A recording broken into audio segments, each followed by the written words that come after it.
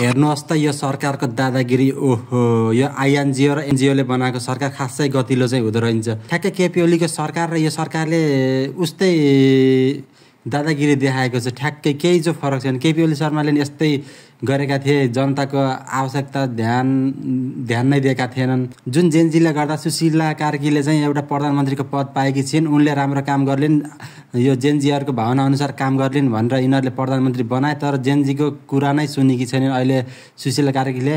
न त उनको न त जेनजीहरूको आवश्यकता रुचि चाहना अनुसार काम गरेकी छिन्, न त के गरेकी छिन्।